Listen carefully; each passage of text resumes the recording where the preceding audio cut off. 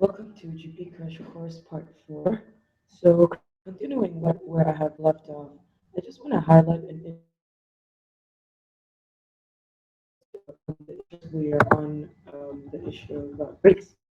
Now, we have talked a lot about the issue of race, but what about um, LKY basically crafted the nation and built upon the idea that economic growth is more important than anything else. And because of after World War II, this is the reason why he felt that, okay, race and religion don't really matter because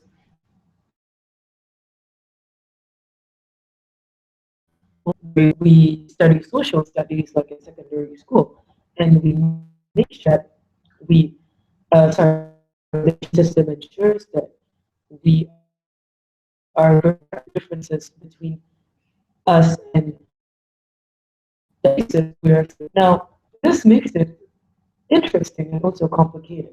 Now, I want to highlight something that possibly may not be something that you guys are acquainted with already. So, in this case, I want to highlight the problem of the Malays. Now, it's not that they're problematic, but they are considered problematic by the PAP.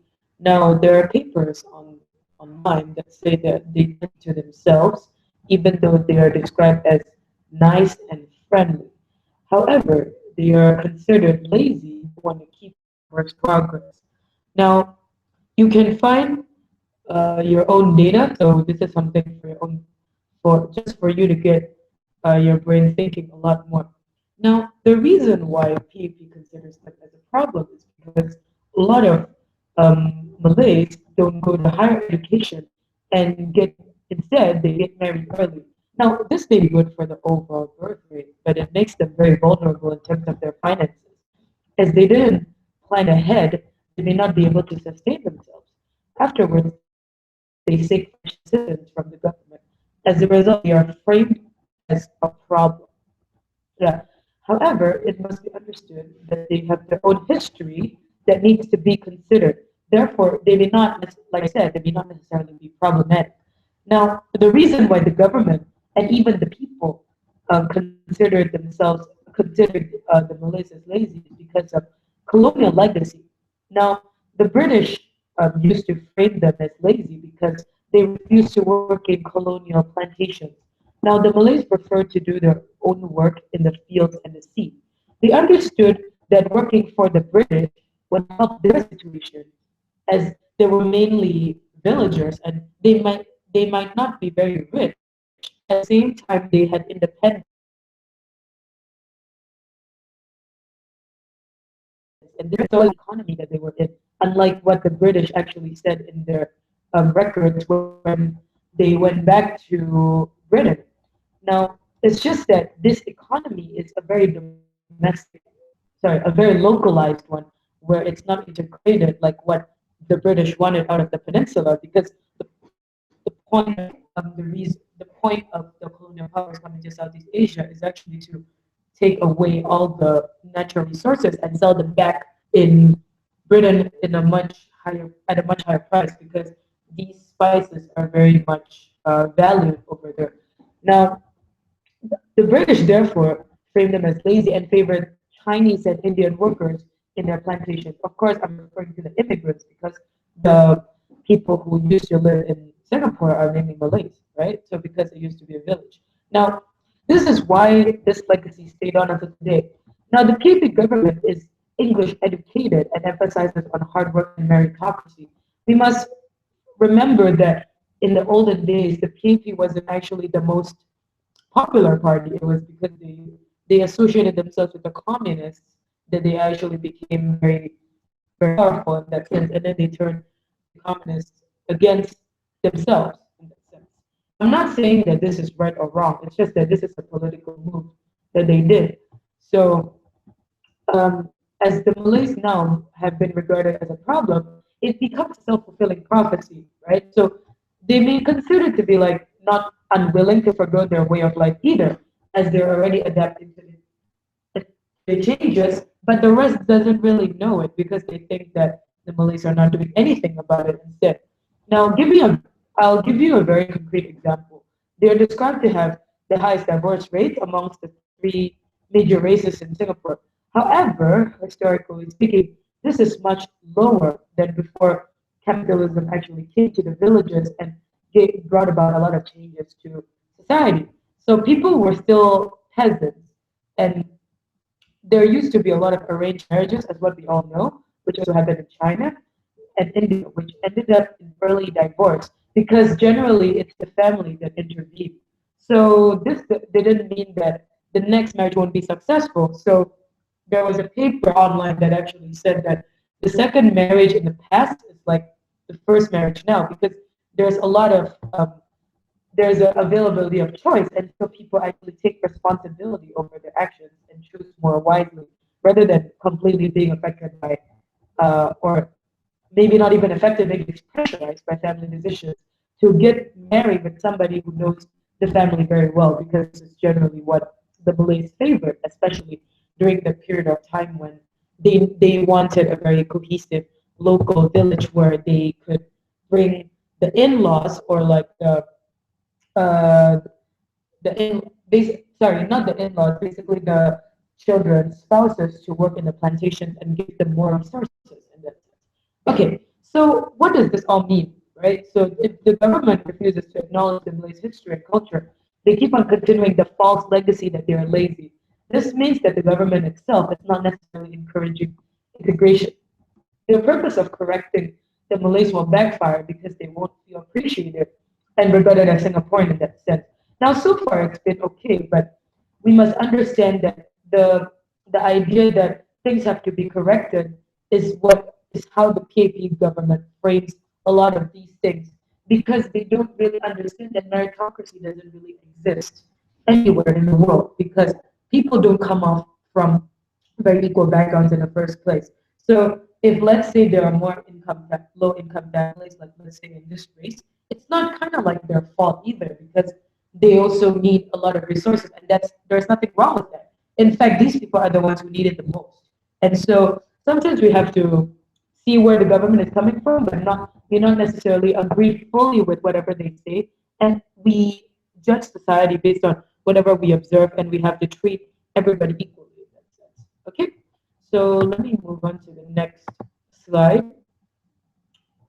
Now, okay, now we have been talking a lot about the issue of race, but it seems like the scope is a bit um, narrowed. So this means for the next counter argument and argument, you need to talk more about other aspects of being inclusive. Now, this looks the same way with other questions. If the question talks about poverty, what is needed is a very comprehensive way of looking at it. Is it relative or absolute? Because there is no such thing as a universal poverty line. So maybe you want to give like a comparison between what poverty is like in like generally most developed countries and maybe developing countries in order to make it more substantial because we can't just look at poverty in terms of you don't have a house or like you can't buy food. Okay, so furthermore, there GP questions also contain some about digital media, right? So if let's say we talk about newspapers and all that, and about the importance of media. So the digital one doesn't only entail social media and websites that can replace newspapers and even magazines, but also applications such as Tinder. I'm sure what some of you definitely know this, where it's a dating website and sorry, dating app, and or let's say Grab Taxi, where you basically it's a ride-hailing application. And I think this is a lot more commonly used in Singapore as compared to Uber because a lot of the times Uber may not necessarily be the cheapest. It's only because they're trying to penetrate Singapore. That's why they give a lot of price rebates.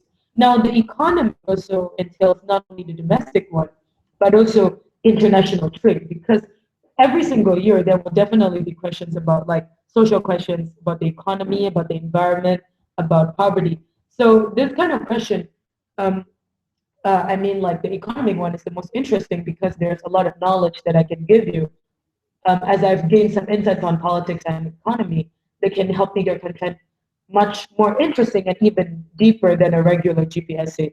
I'm not going to elaborate too much on that, but you can definitely look at it in terms of political science, look at it from theories, and really see what exactly is the economic system that we're looking at, right? So because a lot of the times we take the economy for granted and we don't really care about what's happening like in the outside world. We only care about like let's say online shopping, but there are a lot more interesting things that actually go beyond that. Where do we get our t-shirts? Where do we get our food? So when you look into this, the economy is really a very good question to choose, and I would personally do that as well because that's what I did.